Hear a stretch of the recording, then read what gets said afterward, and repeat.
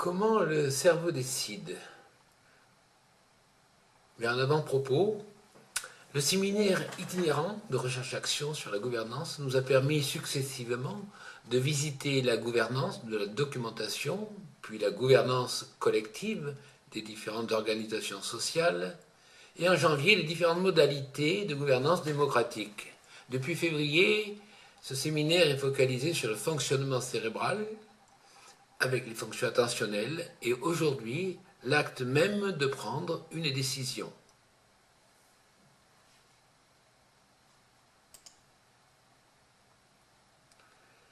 En introduction, nous allons réfléchir un peu au titre « Comment le cerveau décide ?» Ce titre nécessite de dresser l'horizon de réflexion à partir des trois termes utilisés dans la question, avec « comment », cerveau et décider. Le terme comment cache deux autres questions. Pourquoi le cerveau décide? À partir de quels besoins? Et aussi, pour quels besoins il décide? Pour quel but?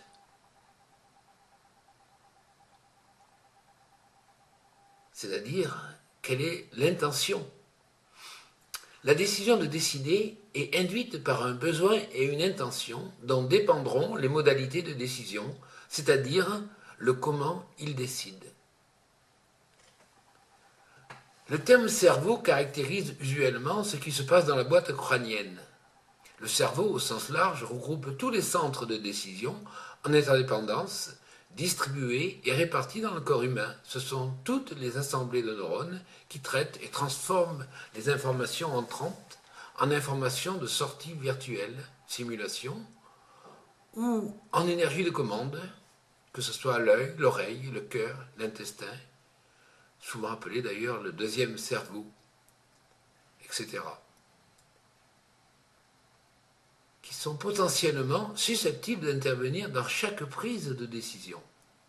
Le cerveau crânien possède la triple fonction de rassembler l'état du monde interne et externe au corps à l'instant T, le futur état du monde projeté à l'instant T plus 1, et enfin l'état des commandes virtuelles ou actives pour passer de T à T plus 1.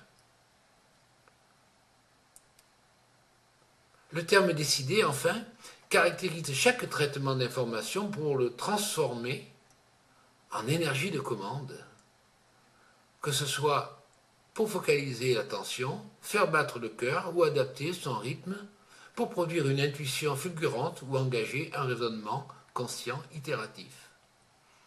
On identifie immédiatement que définir ces trois termes ne suffit pas car ils convoquent d'autres considérations méthodologiques: théorie de l'information, naturalisation de l'esprit, dualisme, non-dualisme ou transcendance de la pensée, et aussi notre représentation de l'intuition, de la conscience, de l'intention, ou d'autres à venir comme la mémoire sous forme d'état, de processus ou encore de systèmes distribués.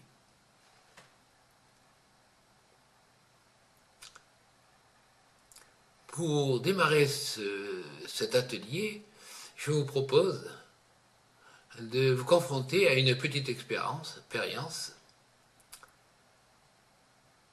en confrontant l'intelligence humaine et l'intelligence machinique des ordinateurs, jeux d'échecs, jeux de Go ou processus de traitement de l'information de Facebook.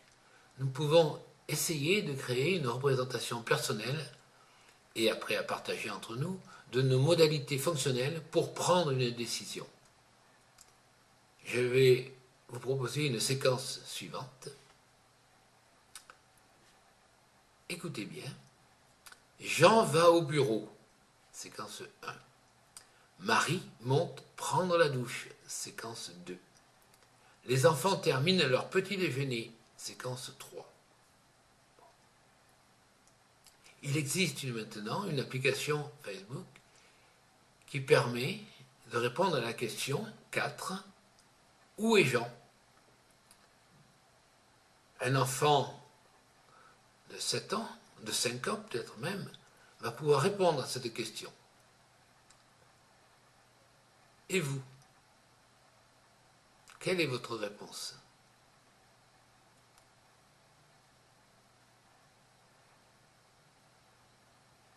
Où est Jean?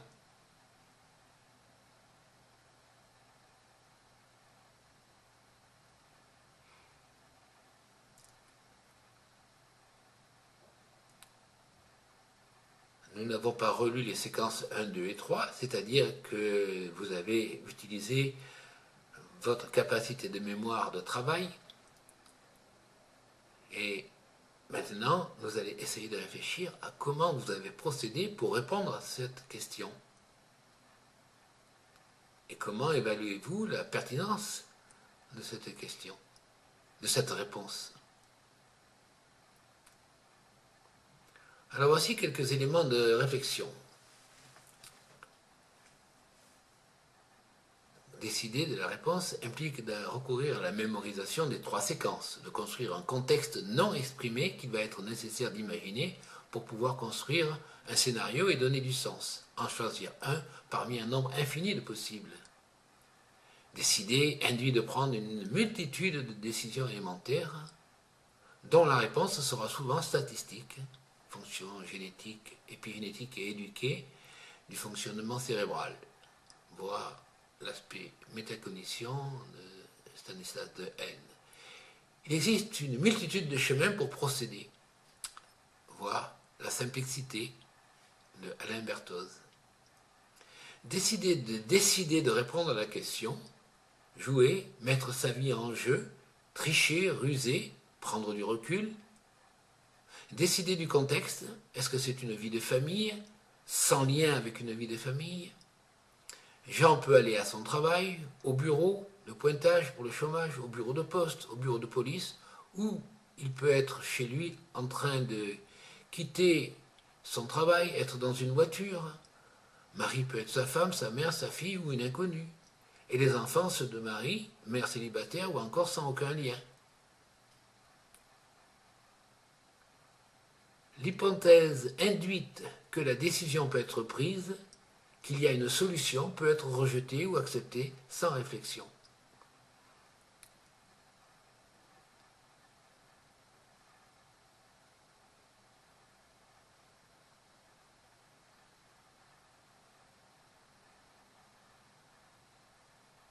Ce dernier choix induira la nécessité de créer du sens.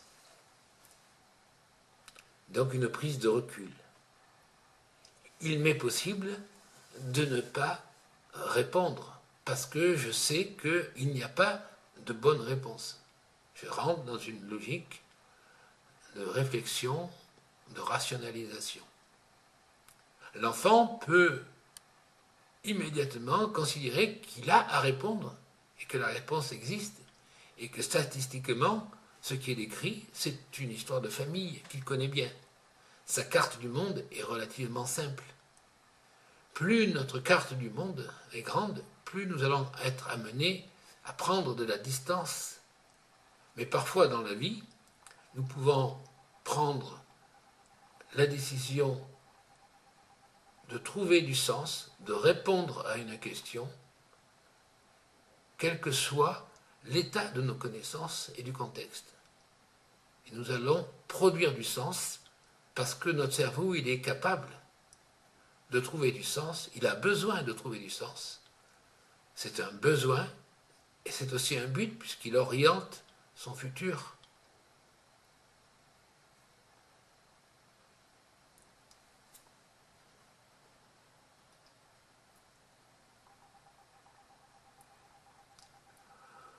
Donc maintenant, nous allons passer à la présentation d'un travail de synthèse que j'ai construit à partir des apports des sciences de la cognition. Les éléments de présentation vont toucher à l'analyse des contributions sectorielles et partage des représentations, métacognition par Stanislas Dehaene, décision et simplicité par Alain Berthoz, Koechling et Summerfield par Dominique Pécou, neurophénoménologie et processus attentionnels par Jean-Philippe Lachaud, et la cognition, un double système d'élaboration par David Rudolph. Puis aussi, en seconde famille de regards, les apports des théories d'information, modèles de décision complexes par Jean-Louis Loumagne, théorie de l'information et de la programmation en langage objet ou orienté objet, et puis les apports des réseaux neuronaux et de l'intelligence artificielle.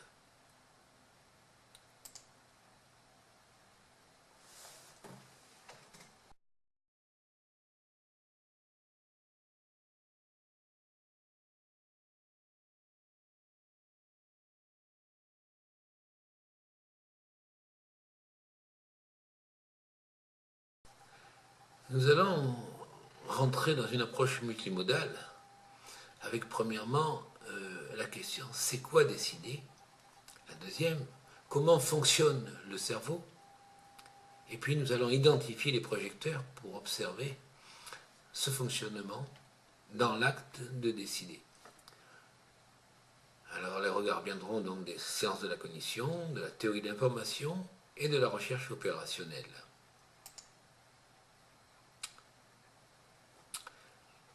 La décision, ou l'ensemble des décisions, des processus de décision,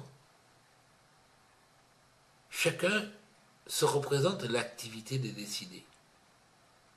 Mais comment faire évoluer cette représentation en fonction des apports, comment chacun conçoit et construit son système de représentation, dont celui de décider.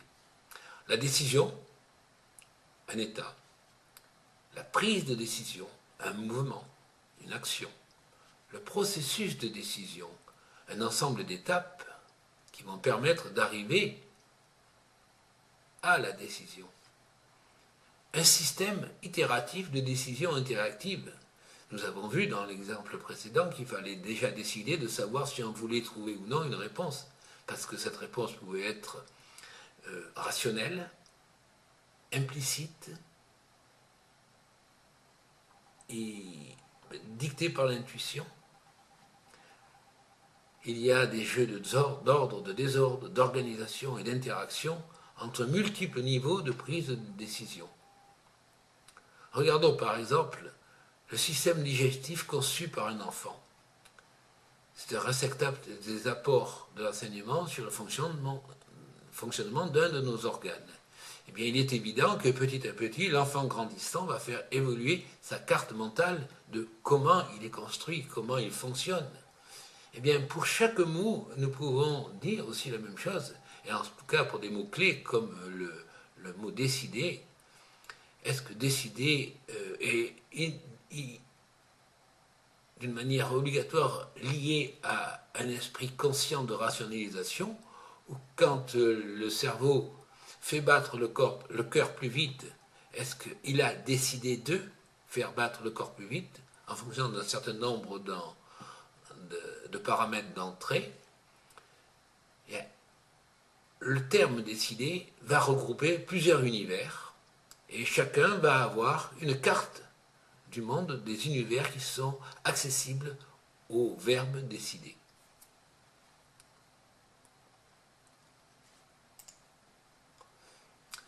Prenons un exemple, et là je m'inscris hors du champ de ce séminaire, mais je suis en train de collecter des informations qui viennent des ateliers précédents. Un processus de décision générique peut être considéré comme une succession d'étapes qui concernent différentes micro-décisions, comme collecter les bonnes données, évaluer les risques et enjeux, décider des actions et des moyens, communiquer pour alerter, agir, impliquer en donnant du sens, collecter les bonnes informations, donc avoir un retour de bouclage pour améliorer la qualité de la décision, et enfin surveiller les actions et la pertinence de la décision, car aujourd'hui la décision est bonne, mais peut-être que demain elle sera à modifier, à reconstruire, à reconsidérer. Alors un système de décision conscientisé, individuel ou collectif, comprend évidemment ce processus élémentaire, c'est une modélisation, il y en a bien d'autres. Ça s'insère dans un système de gouvernance qui englobe un ensemble de décisions importantes, comme dans un système politique, par exemple, démocratique, de régulation, directif, délégatif ou semi-directif, dans des domaines de régulation, de crise, opérationnelle ou stratégique. Donc la gouvernance est elle-même un macro-système de décision contextualisé.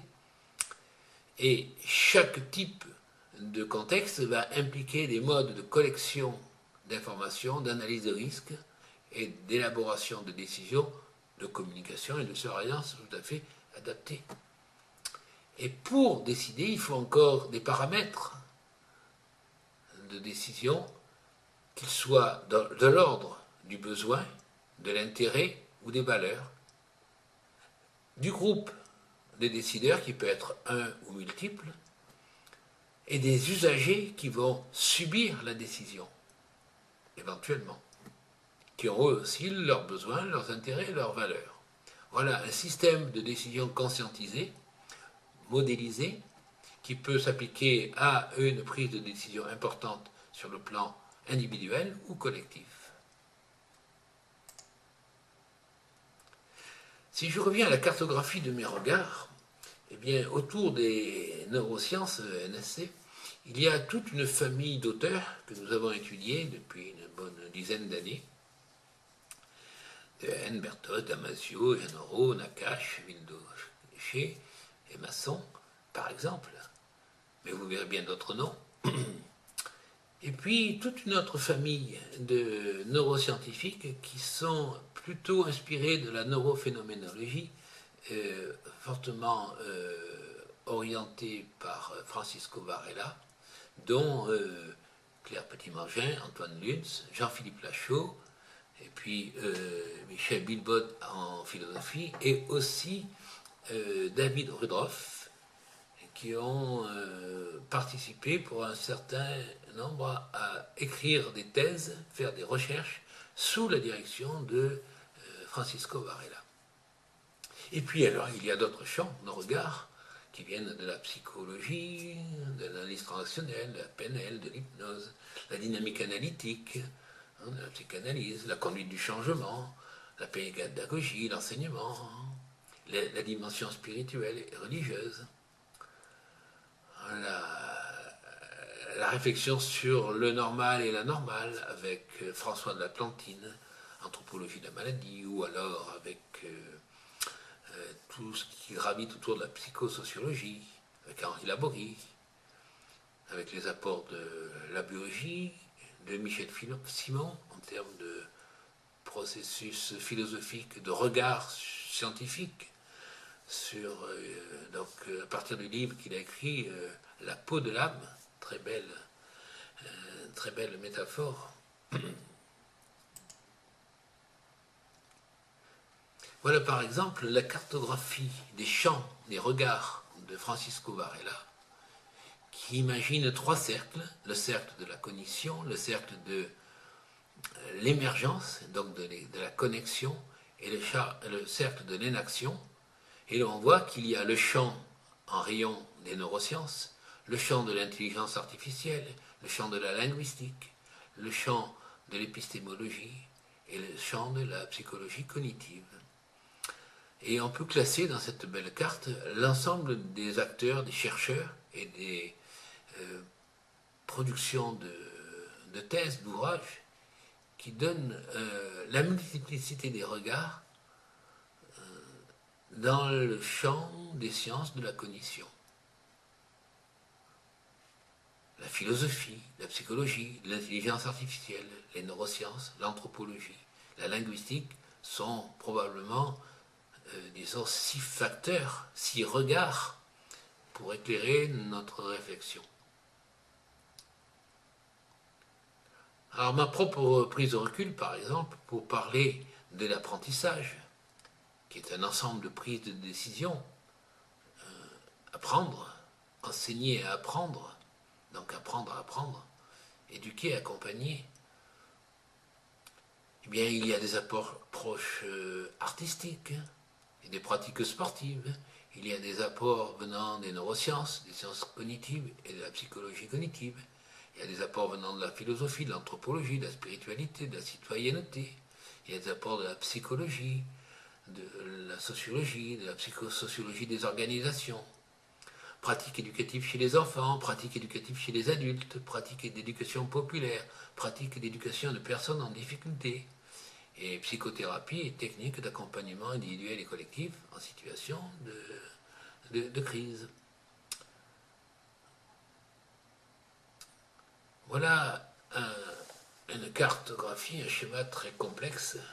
On ne va pas rentrer dans le détail, simplement pour vous dire la façon dont j'ai pu essayer de modéliser un ouvrage de Damasio qui montre du côté gauche la face immatérielle de nos états de conscience, d'éveil, d'attention, d'esprit et de conscience autobiographique. Puis de notre côté, la partie matérielle, le tronc cérébral, le thalamus, les familles des cortex, des néocortex. Et puis au milieu, quelque chose qui est l'entre-deux, qui sont les cartes mentales, des sentiments primordiaux, des sentiments d'émotion, des cartographies de représentation de l'état du corps, de l'état de la conscience, et des ouvertures à l'externalité, aux émotions, qui vont être aussi toute une dimension de prise en compte de notre capacité à prendre des décisions. Quand je dis notre capacité, c'est de la capacité du cerveau à élaborer des décisions, à mettre en œuvre des processus et des systèmes de décision. Alors j'ai fait un schéma beaucoup plus accessible, il me semble, qui montre que l'on va partir du bas, qui est la condition la plus biologique, à celle du haut, qui est la plus, je dirais,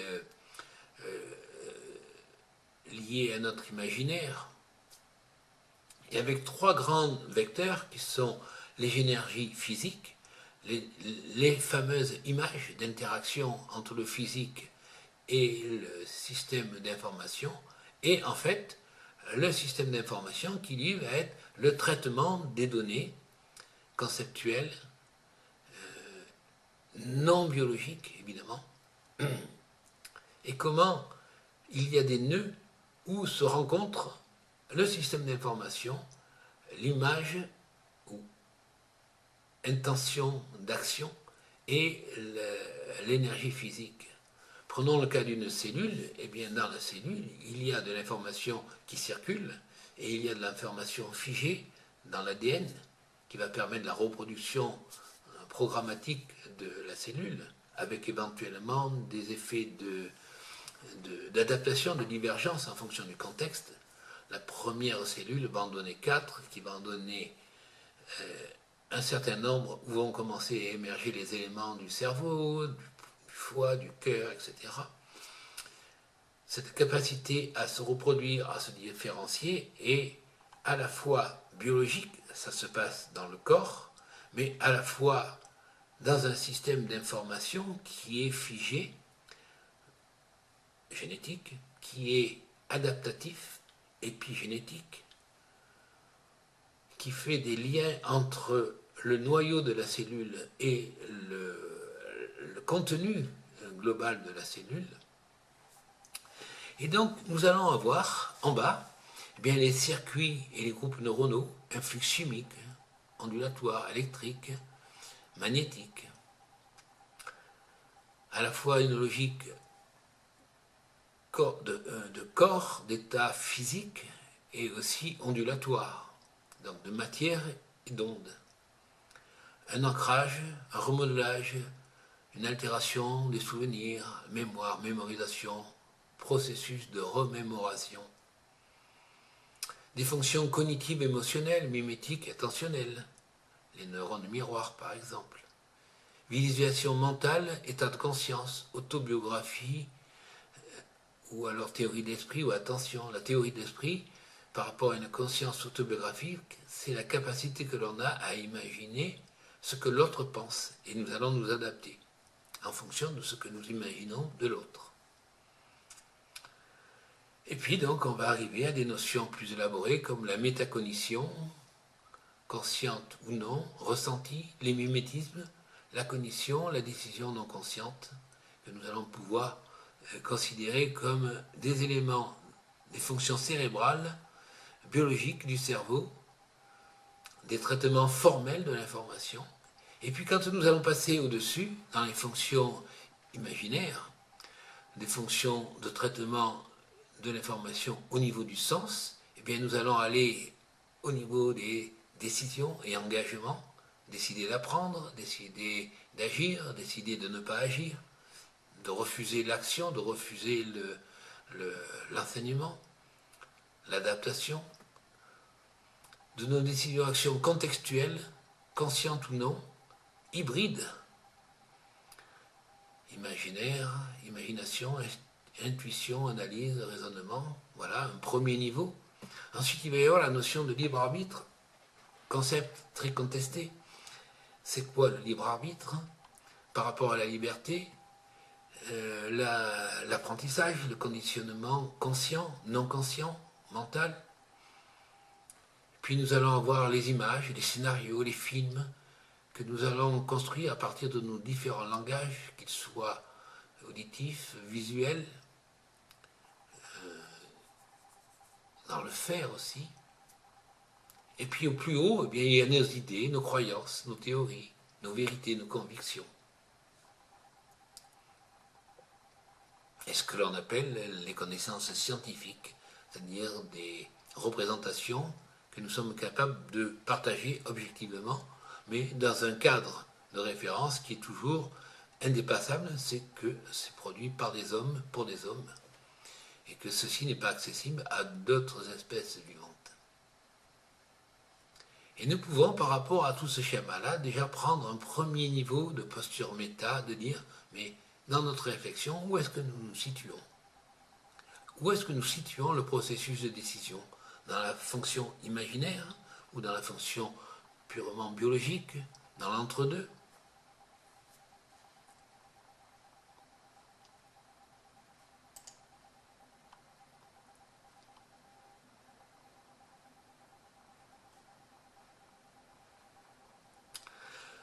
Prenons la conscience, objet ô combien difficile à explorer et à définir. Aujourd'hui, nous héritons d'une histoire occidentale où la conscience, séparée du corps, est fortement liée au concept de sujet, sujet conscient, intentionnel. Mais aujourd'hui, les sciences de la cognition, les neurosciences nous montrent bien d'autres schémas. La conscience pourrait être multiple, liée à des représentations comme celle du théâtre. Vous imaginez une scène de théâtre où la forme du sol est un trapèze avec la petite base devant les spectateurs et la grande base le plus au fond de la scène, où certains états de conscience sont plus ou moins présents et proches en fonction de nos facultés d'attention, et que ces personnages, entre guillemets, qui sont nos états de conscience, sont les acteurs d'un film que nous pouvons visualiser mentalement, en sachant que ce théâtre n'a pas de public. Le théâtre agit ces différents états de conscience en fonction de nos facultés d'attention, c'est-à-dire ce que le cerveau décide d'éclairer, devant un inconscient incapable d'être pris en compte par justement notre capacité de conscientisation. Est-ce que c'est un théâtre cartésien ou poétique? C'est notre capacité d'éducation qui va donner forme à ce théâtre multipolaire.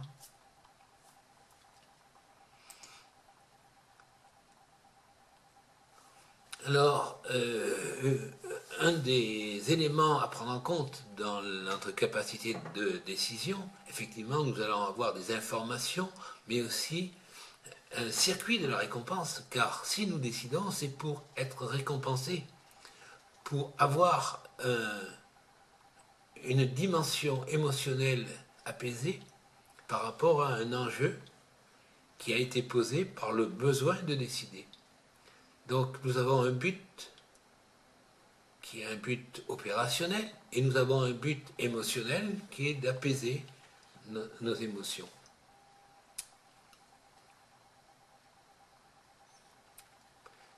Il y a un système de veille sensible. L'ensemble des fonctions cérébrales sont en activation, en interaction. Je ne vais pas développer plus loin cette image, mais sachant que chaque noyau d'assemblée de neurones travaille sur des sujets de plus en plus fins, ce que nous sommes capables de discerner, localiser, mais plus nous localisons finement une action précise du cerveau, plus nous voyons que cette action est en interaction avec de nombreuses autres zones. Plus on localise, plus on rend complexe le fonctionnement cérébral.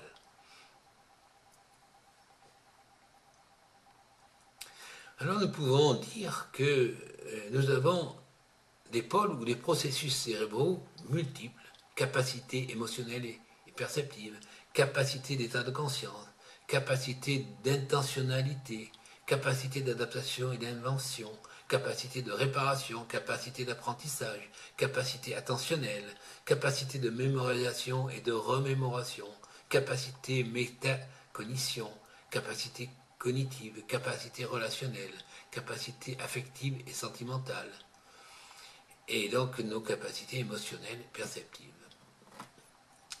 Voilà une cartographie simpliste qui va prendre part dans ce que l'on va essayer de construire, notre système de représentation de la prise de décision.